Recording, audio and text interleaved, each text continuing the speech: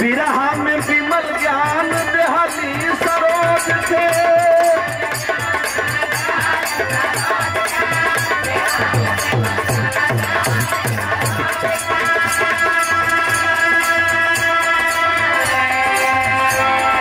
अरे संतोष बाल चंद्र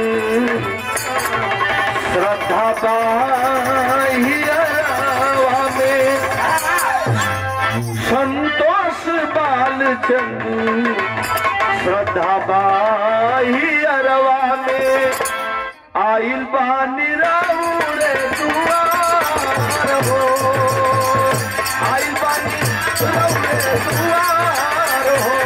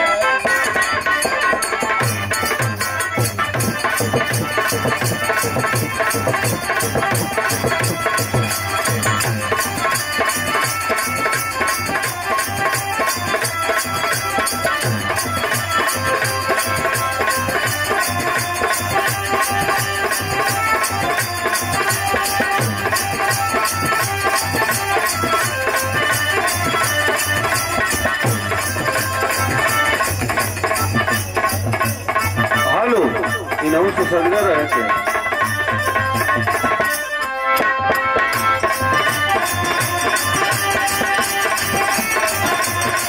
देखा गीत का संकेत हो गई बहुत बढ़िया है जमाने की चीज हो आजकल नवा लड़का जो कोरोस हो गल हो सुनहन बदे लाइन के कवि जी बड़ा बढ़िया खोज के लिखलस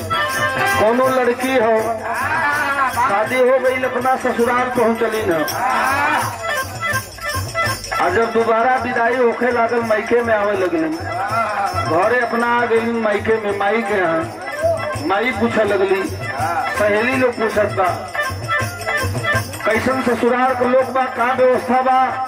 बतौली की हर व्यवस्था ठीक है बा बहुत दिक्कत नहीं बा कुछ तनी मनी उल्टा सीधा बात तो हो जाए दोबारा व्यवस्था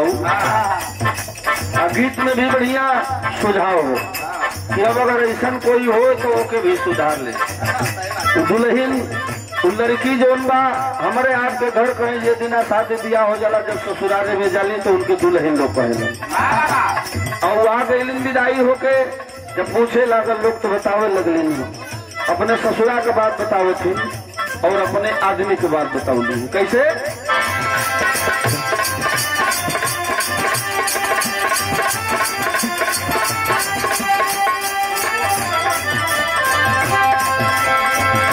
नहीं हर जाएगा हम कैली तैयारियां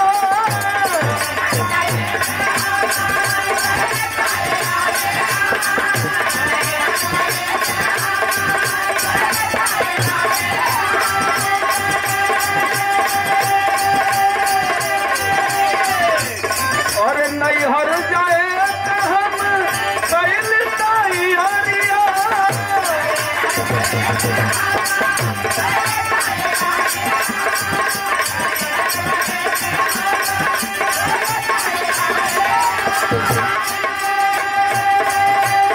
और कर लेके हमर भैया